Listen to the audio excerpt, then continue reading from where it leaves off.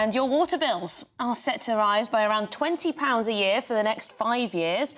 That's according to water regulator Ofwat. Well, they say it's to invest in reducing leaks and sewage spills into rivers. But joining us now is water campaigner Fergal Sharkey. And Fergal, I suppose for you this is a positive move. It is anything but. Whilst today was indeed a decision day about the future of the water industry, it was also a decision day about the future of Ofwat. The simple truth is, when you get past the gloss, the spin and the sheen, you'll find that people like Southern Water's customers are now facing a 58% increase in bills in real terms over the next 5 years. Yorkshire Water 37%, Severn Trent 35%, Thames Water 32%. This is what you wanted, Fergal. They say, oh, absolutely not. Here's what we wanted. Ofwat has owned up to it. The water companies admit it.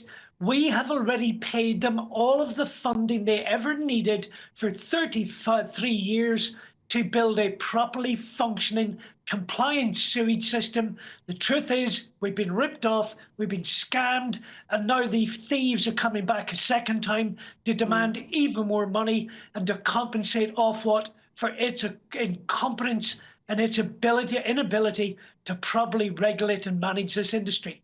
That's what happened today. So if raising these bills isn't to improve the infrastructure, to stop sewage spills, what's it for? You think this is just about greed? Oh, listen, let me repeat this. Ofwat has confirmed it and the water companies admit it. We've already paid them once for 33 years to build and properly fund a sewage system.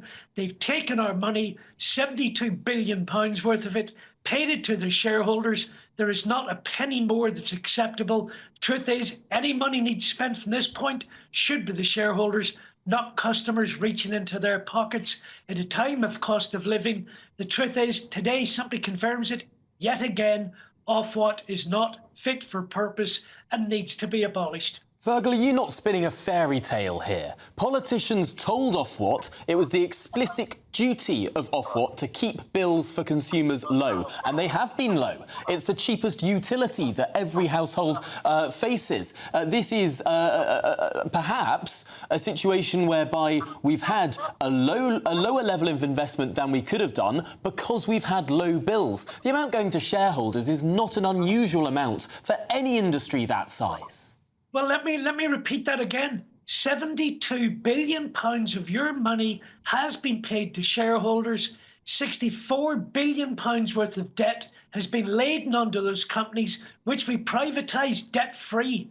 And in return, we've ended up with every single... Because bills have been cheap. It's about £2 billion a year that have gone to shareholders, which are mainly our pension funds. We're not talking about...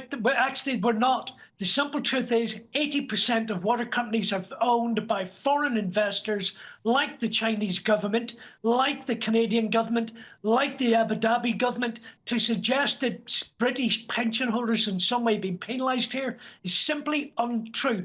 The truth is, as the FT realises, the privatisation of the water industry has become nothing more than a legalised scam that's been perpetrated on the general public. We've been had, we've been fleeced, we've had enough, but Ofwat should have said it ends today and it ends right now. And yet again, they failed the consumer, failed bill payers and failed the environment. OK, so is it nationalisation that's the silver bullet here? I don't think the ownership is the issue here. What we're talking about is money and restructuring and refinancing. The truth is, any money that needs to be spent needs to come out of shareholders' pockets. There's no reason why customers should pay another penny to these companies. And if bondholders have to take a haircut to make that happen, that's the game they're in. That's the gamble they took. And yet, Fergal, when these companies were nationalised, the investment was half the level it has been under privatisation. Well, I'm just repeating again what I said. We can keep the circular argument going. They have given £72 billion of our money, and they acknowledge, they know they have a legal obligation to build, operate, maintain a properly functioning sewage system. That's what the law requires of them. They admit and certify annually to Ofwat. They've had the money. They've had the money from customers. They've had all the funding they need to invest it. The question we should be asking, what happened to our money? Where's it gone? When are we going to get a refund? OK, well, Fergal Sharkey, great to speak to you. You are a water campaigner, of course, and a very passionate one at that.